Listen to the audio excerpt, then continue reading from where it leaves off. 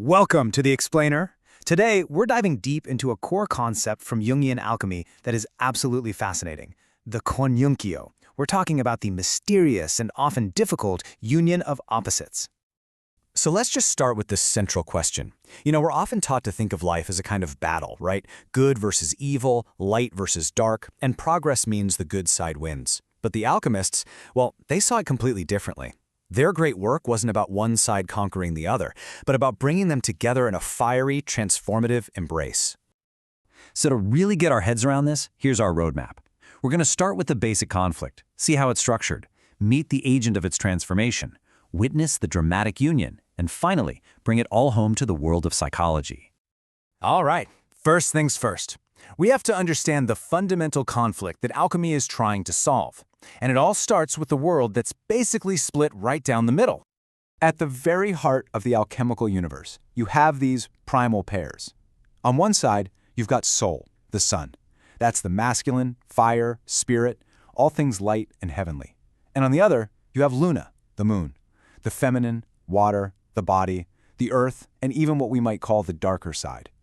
These aren't just ideas. They're seen as cosmic forces, constantly pushing and pulling on each other.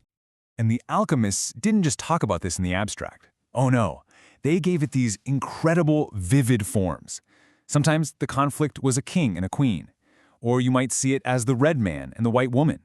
It could even be animals, like the eagle representing something volatile and free, versus the toad, something fixed and stuck to the earth. Or my personal favorite, two dragons locked in an eternal struggle, one with wings, one without. Now here is the absolute key takeaway. This epic battle, it's not just happening out there. This isn't about your day-to-day likes and dislikes, your conscious personality. These symbols point to something much deeper, something transconscious. They represent the fundamental, paradoxical nature of your entire psyche, what Jung would later call the self. Okay, so we've got this two-sided battle, but it gets more complex. Alchemy takes this tension and organizes it into a four-cornered world. This structure is called the Quaternio. Imagine two sets of opposites, like hot and cold and dry and moist, laying over each other to form a cross. This fourfold structure represents the raw, conflicted state of the world and the psyche. It's not a peaceful balance. It's a state of being pulled in four different directions at once. It's like being crucified by your own nature. And listen to how the ancient philosopher Austin described this feeling. I stand between two exalted brilliancies and two dim lights. It's such a powerful way to describe that psychological torment, right?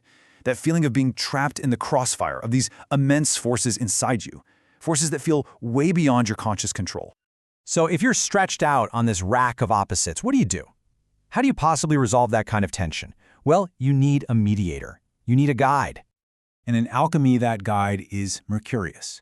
He's this incredible, paradoxical spirit that actually emerges from the very center of the conflict. He is the central point, and his whole job is to, as the texts say, make peace between the enemies. But here's the really wild part. Mercurius isn't some neutral third-party negotiator. The reason he can unite the opposites is because he is all of them at once. He's described as a hermaphrodite, both male and female. He contains the powers of heaven and hell. He's both white and red, good and evil, the Holy Ghost and the devil. He's the living embodiment of the paradox he's trying to solve.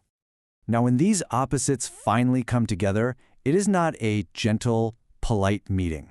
No, the Coniunctio is almost always shown as a violent, dramatic, and deeply transformative process. And it's often the feminine principle that kicks it all off.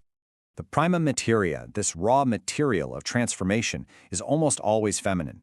And look at the names she's given. The widow, the whore, the old woman. She's the black goddess, Isis, and she is Luna, the moon, with all of its mystery and darkness and constant change. This is a powerful, untamable force. And the imagery they use to describe the union? It is absolutely brutal. They talk about a poisonous serpent who bites off the head of her male partner in the act of conception.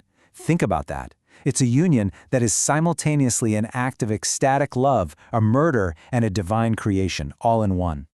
But there's a profound purpose to this violence. It's described as an eclipse, where the sun and the moon, the king and queen, literally dissolve into each other. They have to die as separate beings. They yield their souls to give birth to something entirely new, the son of the philosophers, a third thing, a reconciled being that resolves the war between its parents. So why are we talking about all this? Why does this ancient, symbolic drama of kings and serpents and cosmic eclipses matter to any of us today? Well, because it's an incredible metaphor for how our own minds work. It's a map for psychological integration. I love this quote from the alchemist Gerhard Dorn. He basically says, the whole point of the great work is a moral one. It's not about turning lead into gold out there in a lab. It's about bringing peace to the enemies inside of us, about making one man of mind and body. It's about becoming whole. So you can really look at this whole alchemical process as a practical guide for personal growth. Step 1. You have to acknowledge the opposites that are at war inside you. Step 2, and this is the really hard part, you have to stand in the fire, endure that conflict without running away or picking a side. If you can do that, then step 3 happens, a mediator, a new transcendent perspective can emerge. And from there, you get to step 4, a true union, the integration of those opposites into a richer, more whole version of yourself. And so, that's really the question that this ancient wisdom leaves us with. The alchemist's great work, this incredible drama of conflict and union, it's not some relic of the past. It's a timeless human journey. It's a work that's still going on, right now, inside every single one of us.